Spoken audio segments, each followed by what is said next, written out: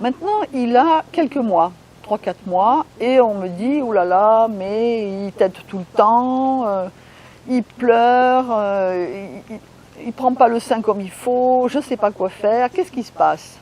Vers 3-4 mois, il peut doubler les gencives, hein, on appelle ça, c'est-à-dire qu'il a les gencives gonflées, et ça lui est désagréable, donc il a besoin de mâchouiller, pareil, pour faire passer. Alors, si c'est à l'âge où il peut tenir la girafe, on lui donne la girafe pour qu'il morde les oreilles, les bras, les pieds, tout ce que vous voulez. Mais surtout, il y a un changement hormonal de votre côté à vous, c'est-à-dire que le lait ne gicle plus en étant sous l'influence de l'ocytocine. Ça change, maintenant c'est la prolactine.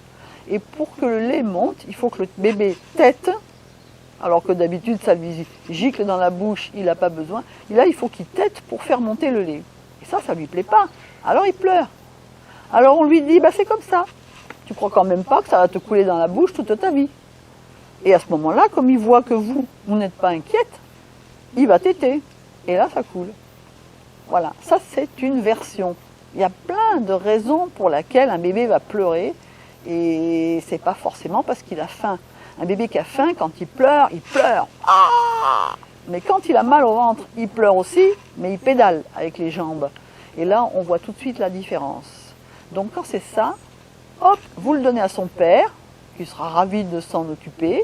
Le bébé, lui, il change de personne, il change de position, il va se calmer, peut-être, mais au moins, vous allez vous détendre. Parce qu'un bébé, il sent quand vous êtes inquiète, quand vous êtes tendue.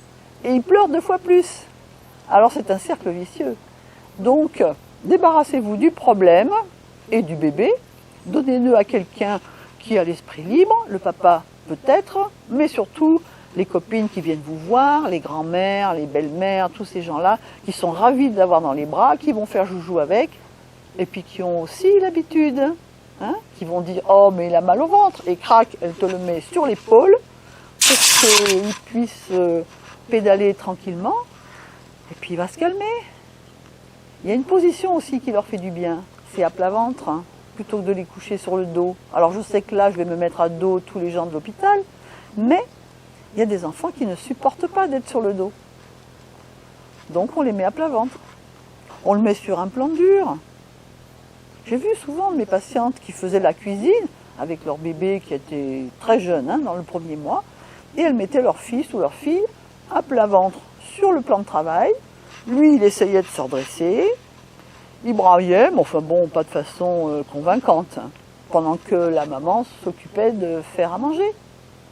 Ça les a jamais tués, mais on se rend compte aussi qu'ils s'adaptent. Hein. Voyez-vous, on met les enfants dans des endroits qui sont sécurisés, avec des oreillers qui les tiennent, ils ne peuvent plus bouger.